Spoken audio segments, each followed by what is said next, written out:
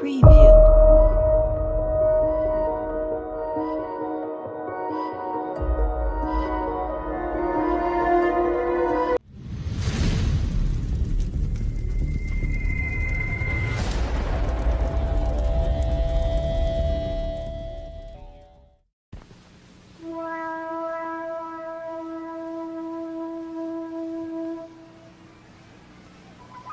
They've been reported at dusk or in the dead of night, in clearings, amid still woods and fields in lonely farm country.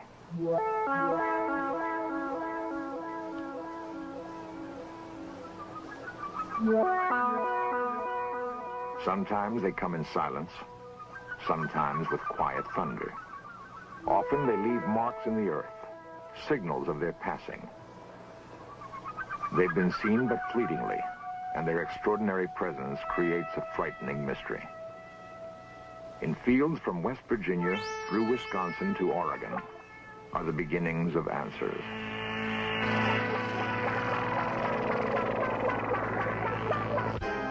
A dark patch of ground on a football field. Normal people saw the object that made it. It begins tonight's search for answers.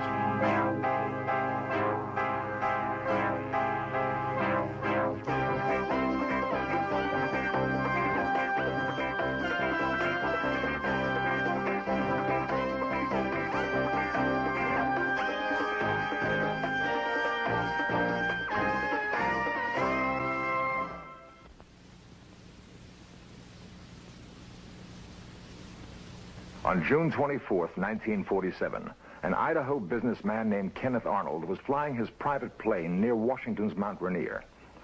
He saw 9 disc-like objects moving rapidly along the horizon. Arnold said they moved erratically, like saucers skipped across a pond. Flying saucer thus became part of our language. After the Mount Rainier sighting, unidentified flying objects were reported all over the country, an astonishing number of them. And the sightings have continued to this day.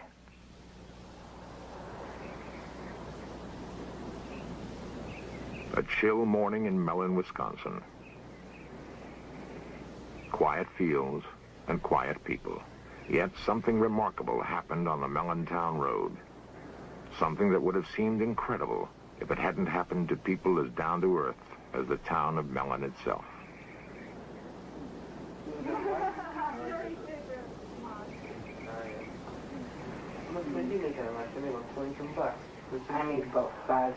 Philip Baker works in a mill, on the same job for more than 20 years. He's grown up here and passed on to his children a love for the land, a love for planting and harvesting his own crops, for cutting wood to warm the house in the long Wisconsin winters. He was an officer in his union once, but stepped down because it meant too much time away from his wife Shirley and their kids, Monty, Jeff, Jane, and John. The most important things to the Baker family are hard work and being together. They were together the most incredible night of their lives. It was March 13, 1975. I was carrying the 2 cats. I was walking to the garage. And I got by this corner, right by the house here. And I looked, and there was this weird object, funny noises, and it was really bright, and I didn't know what I should do. So I was going back and forth, and finally I threw the cat in the garage. And then I ran to the house, around the corner, and I couldn't get the door open. When I first saw it, I was standing approximately right here, but I couldn't get too good of a view of it because the brush and the trees are in the way. So then I went back into the house, and I got my coat on. My 2 youngest boys and Jane were following me. We went over here to get a better look at the object that was sitting on the road. And my curiosity still wanted me to get a better view of it. So we walked down. Of course, the ground was covered with snow. And my car was sitting here in the driveway. And of course, there were snowbanks on the side of the roads, and there's where I got my estimate of the size of the object, approximately 12 feet in diameter, but also with the markings in the snow, and I would judge the object at the center of it was approximately 6 feet high. It was like a turtle.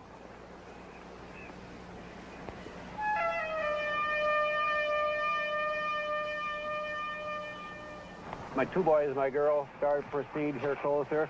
My girl told me not to go any closer to it.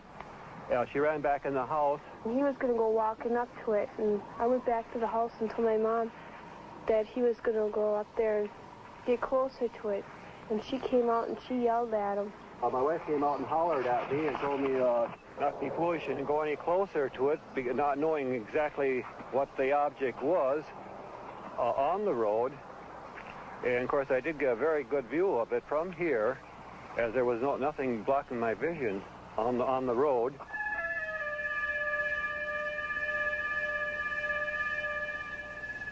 Montgomery was looking out the upstairs windows where he got his view of the object. And we went in the house and we called the deputy sheriff. And when the deputy said hello, it was a boom and it was gone. I went out and I couldn't see it anymore.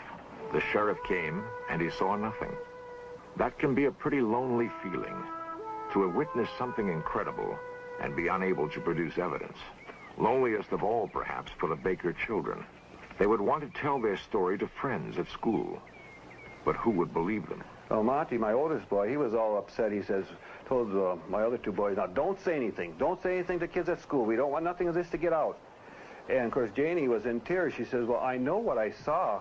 She says, you trying to tell me I'm crazy or something? She said, I know what we saw. She says, don't try to tell me I didn't see anything, because she said, I know I saw it. And she was in tears and everything else that night. And, of course, the undersheriff, I apologized when he left me off here, because I thought, well, no, we didn't find anything. He said, he'll think I'm a little off, too. He said, no, don't forget, just forget about it. I said, well, okay, let's forget about it. And I said, but don't tell anybody then. Matter of fact, I even mentioned him. I said, don't tell anybody. I said, just forget it then. Because I said, let's drop the whole story. Mellon has a newspaper, the Weekly Record. Editor Jasper Landry knows just about everybody in Mellon by first name.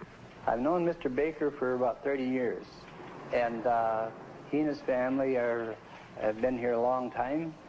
And when this story broke on the UFOs, he asked me not to put it in the paper because of the anxiety his family was being put through by callers and curiosity seekers. And so I thought that I wouldn't. And he was very appreciative. I honored his wish to not have it printed. The story got around anyway, of this country lane where the Baker family saw something big and metallic with red and green lights. Something that was gone almost as soon as it came. I am George Ree, Mellon, Wisconsin. I am the undersheriff of Ashland County. On this night in question, I answered a complaint of Philip Baker, and I arrived at the site and I investigated it, and I firmly believe that the Baker family did see an object. Sheriff Ree had good reason to believe Baker's story. He may have arrived at the Baker house too late to see anything there. But when he left, a second call came to investigate reported lights in the sky. Ree and 7 deputies from 2 counties raced across country roads. Sheriff Ree would sight a bright object darting in the sky, call on his radio for another car to intercept it, and the object would dart away, sometimes to briefly join another hovering in the sky. One of Ree's deputies said the light given off by the objects was so intense he could read a newspaper by it. And when it passed over another patrol car, the police radio went dead. To this moment, no one knows what it was that George Ree and 7 county policemen chased that night in Wisconsin.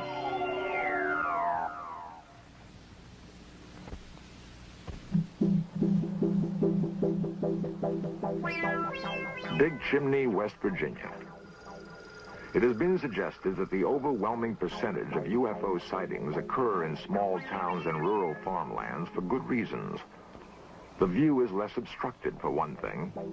The residents are more likely to be looking up at the sky, more sensitive to the changing lights above.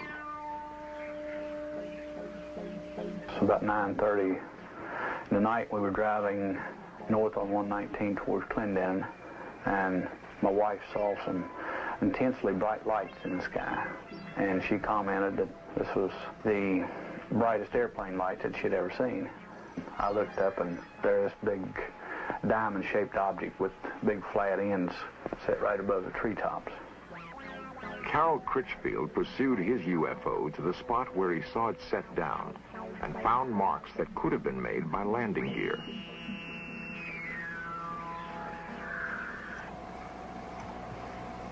Critchfield is a foreman in a big chimney chemical plant.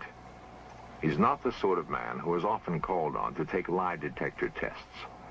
But he knows how incredible his story must sound. I'm Ian Criswell from the Criswell Security Agency in Wheeling, West Virginia. Myself and a team of investigative specialists conducted extensive polygraph testing of Mr. Critchfield. The lie detector, or polygraph, is a sensitive device for recording changes in body temperature, rate of breathing, electrical impulses in the skin, and heartbeat. Preliminary tests establish normal parameters, which, if exceeded during the actual test, indicate deception. This is the blood pressure pattern, this is a skin sensitivity pattern, and this is a breathing pattern. A lie detector test cannot prove whether or not Critchfield saw a UFO. It can only indicate whether he believes he is telling the truth. Is your last name Critchfield? Yes. Do you intend to answer all of my questions truthfully? Yes. Are you being completely truthful to the best of your belief concerning the object which you described and saw in the written statement describing the events of June 12, 1975? Yes.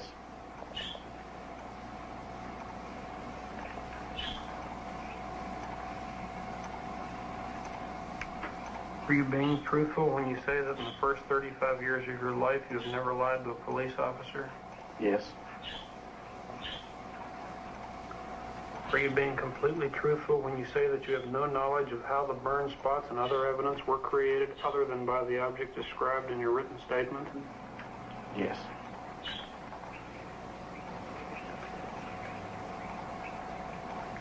The test is now over.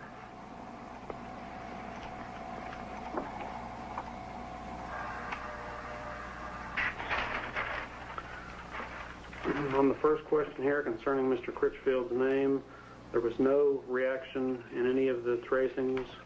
And the second question concerning the, does he plan to answer all questions truthfully? Again, there were no reactions indicating deception. And question number 3 concerning the object that Mr. Critchfield described in a written statement previous to this examination, there were no reactions significant of deception. On the question concerning the burn spots and the other evidence left by the object, there were no reactions indicative of deception. And it is our opinion that Mr. Critchfield has told the complete truth about all statements concerning the object he cited on June 12, 1975.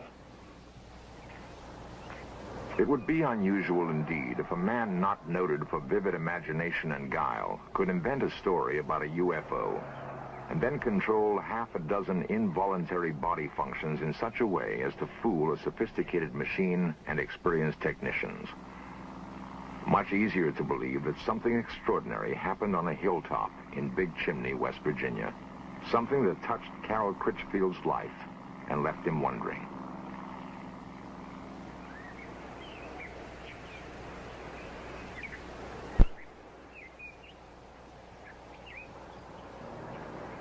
The pocket transit also can be used. Some men, like Ted Phillips, are dedicated to finding answers for the growing number of perplexed people who have had UFO experiences. Phillips is an amateur scientist and UFO investigator. Neat little pocket penetrometer.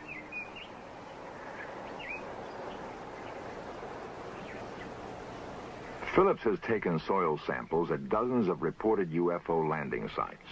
He and his fellow investigators have amassed reports of no less than 60,000 UFO sightings in the past 30 years. Many of these were fairly easy to explain. Conventional aircraft, weather balloons, flocks of geese. But more than 900 cases remain unexplained. Phillips has an important ally in his search, the University of Kansas Aerospace Science Laboratory. It is the place he sends soil samples for analysis. Dr. Edward Zeller is the man in charge.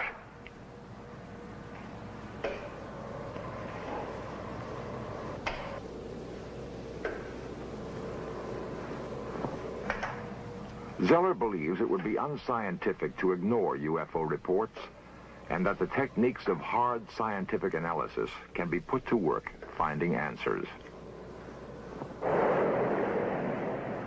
Medford, Minnesota.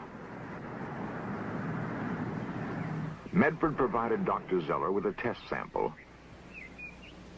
and a remarkable story told by Janet Kay provides the background. On the night of November 2nd, 1975, I was sitting here doing my homework, and I looked out the window, and right above the blue building, I saw a UFO come down out of the sky.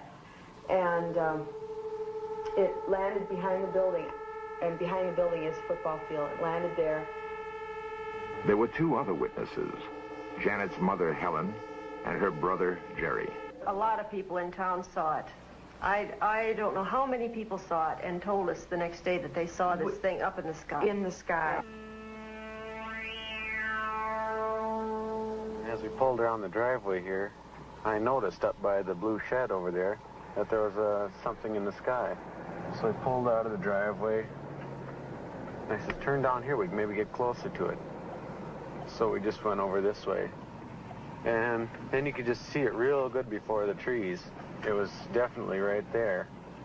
And we just drove up here, and by that stop sign near the railroad tracks, there's a fence across, so we couldn't go any further. And we just noticed it. It was just coming right in front of the trees, and we just stood here a minute till we saw it just glide over the top of the trees, and then it was gone. Well, a couple days later, after we saw the UFO go down, I saw a lot of people over here looking at something, so I came over here, and I found this big brown spot on the football field where the grass had been burnt. As you can see, the blue building is right over there, and the burned spot is right here. And it's right in line with the window we saw the UFO come down from. Now, this happens to be the sample from the Medford site, number 2, which does show some strange luminescence properties. And so I'd want to make sure that the sample that I'm dealing with is not in itself radioactive. And I don't find that it is. I don't see any evidence of increased radioactivity. Yeah, at the time, it wasn't scary. It didn't frighten me when I looked out the window and I saw it. I didn't get scared or anything. But afterwards, when I realized that what I had seen was unexplainable, that's when it started to get scary. And then when they found the patch on the football field, well, that got a little worse. Furnace ready to be inserted here into the light chamber. And now we've inserted the sample, which is on the electric furnace, into the chamber, and we're going to start heating it. It's been 6 months since we saw the UFO go down, and as you can see, the bird spot is still visible. I just wish I knew what it was. Don't you think so? Yeah, I mean, if it was something, you know, from another country or something the Army was putting up in the air, I wish they'd come and tell us that, this was it, and not just leave us out here thinking that it was something from some outer space place. I'd be satisfied with any kind of an explanation. Well, we're going to start off here by looking then at the glow curves, which I ran about 2 months ago on the Medford site. And if we look at the curve at the center of the site, we see that there's just a very small rise here. That is, the luminescence peak is very small. At the edge of the site, as we proceed along here, at the edge of the site, we discover the intense luminescence. Now, this luminescence that we are observing is apparently the result of some sort of radiation effect. It looks, at least, as though that particular sample at the edge of the site has been subjected to some kind of high-energy radiation. If I had never seen a UFO, I wouldn't believe in it. I wouldn't believe me if I were you. Because I have nothing to show you. I can't say, you know, I saw this. I just have nothing. All you have is my word. But there is more than just Mrs. K's word.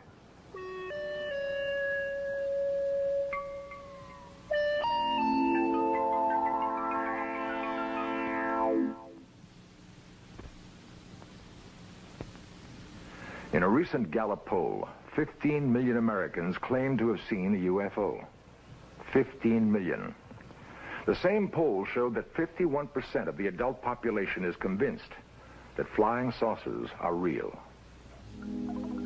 For those who haven't seen one, this is a recreation of what Carol Critchfield saw on a hilltop in Big Chimney, West Virginia.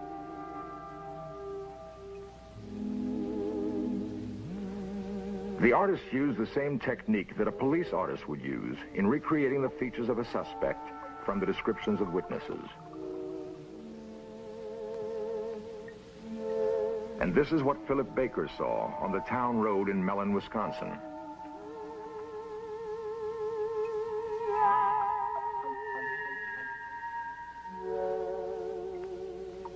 Helen Kay and her children saw this object land on a football field in Medford, Minnesota.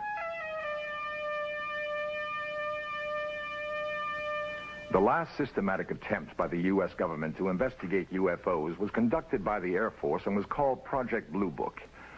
Project Blue Book ended in 1968. The Air Force had by then investigated more than 11,000 UFO sightings and found explanations for all but 676. The Air Force seemed to have no interest in the sightings it could not readily attribute to earthly phenomena. Perhaps it's time to approach the question of UFOs again, without bias. For we can only hope that if we are being studied by aliens, it is with more thoroughness and care than we have focused on them.